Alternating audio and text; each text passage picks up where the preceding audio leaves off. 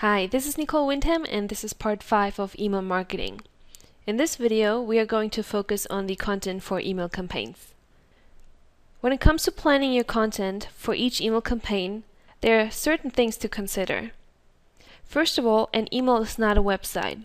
When a visitor comes to our website, they normally have some idea already about what they're expecting to find.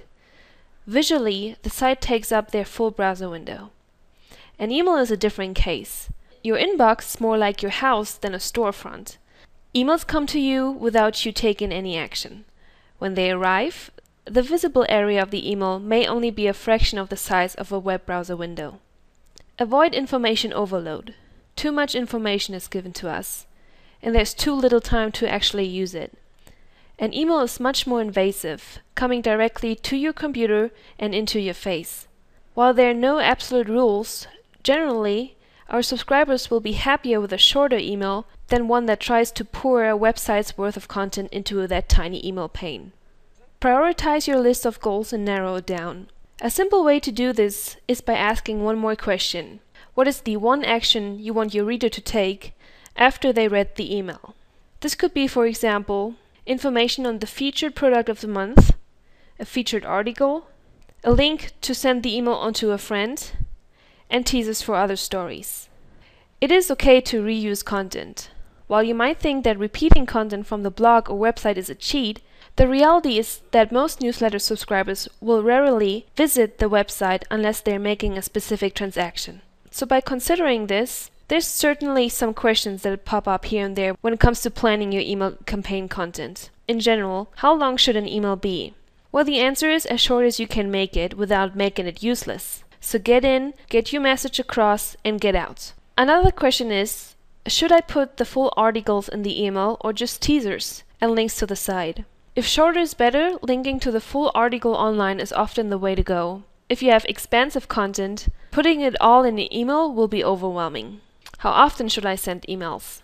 A 2009 survey found that 73% of respondents cited sending too frequently as the main reason for opting out of an email mailing list. In general, it is better to aim towards too few emails than too many. The answer in any specific case will depend on what the subscribers expect, as well as the timeline is of the content. What is the best time to send? The only really useful answer to this question is try a few different times and see what works best for you. In general, busy times for the servers are in the morning, around lunchtime, and right when people come back from work. Is it okay to buy or rent an email list? No, it is not. Although there are services and products that claim to have fully opt-in, up-to-date databases, you have no real way of confirming that. Take the slower approach of building your own opt-in list over time by interacting with people yourself. How can I avoid my email being filtered? Well, you are unfortunately stuck in the land of trial and error. No email service can honestly guarantee your emails will escape filtering. The vast majority of the time, it is your actual content, speaking of the subject line and message body, and possibly your from address that filters are checking. The best approach is firstly to avoid highly common spam words, and then test your email with as many different clients and filters as you can. When it comes to editing your content for your future email campaign, you can use the What You See is What You Get editor in BC. There are 3 major parts, and this will be the image manager, the plain text manager, and the link manager. So here in our template, you can see that you can't see any images, and this is because the path to the images installed are relative. It is important that you add images by using absolute path to the image source on your server. So I assume that this area should contain an image. Now use the image manager to either upload or select the image that is already installed on your server, or as I said, upload a new file. Select the image and click on Insert. Now if you have content that you would like to copy from a PDF or Word document, I recommend highlighting the content, the placeholder content that is already in here, and use the Paste Plain Text option to copy and paste the content into this window here, and then click on Paste, and that will get rid of all pre-formatted styles and any styles that could destroy your layout. Now remember, every time you add new content to the template, you will most certainly have to go back into HTML mode and change the inline styling for the new content just to make sure it is consistent for all major email clients.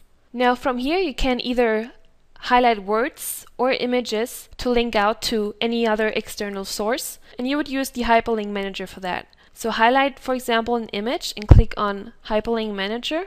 Keep the HTTP prefix on here because all the links in an email campaign should be external links and can't link to a relative path. And if you'd like to do so, you can also set the target to new window just to make sure the link opens in a new window and not in the same window that the reader just now uses to read this email. Now you might see in here tags that you don't know yet, but there's certain tags that you can use to make it more personal by adding the first name or last name or the email address of the recipient to this email campaign. You can find all the tags that you will be able to insert into any email campaign under the drop down here, Tag Insert.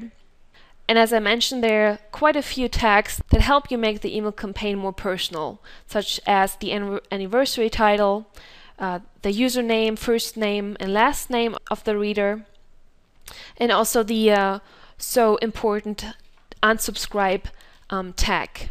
So in this template we have quite a few tags already inserted, the tag View in Browser, and on the bottom the tag to unsubscribe. So now you've updated all the content and you're ready to go, but please make sure you test. There's no worse feeling in the world than hitting that send button and then spotting a typo in the very first heading. Once an email has been sent out, it's impossible to take it back. And although there's the option to preview your results on the BC system directly, previewing is not testing. Do not rely on it. The preview in BC will most likely give you a false outlook of what the result will be. And this is simply because the preview mode is not an email client, and as mentioned before, each email client is different. So make sure you check out the resources for checking your email in multiple email clients here. Those are not free, but certainly you can use them. For example, the Litmus email testing service and then the campaign monitors and MailChimp's inspector services. Each service will take your HTML email and give you back a series of screenshots showing how your email renders in a number of different email clients.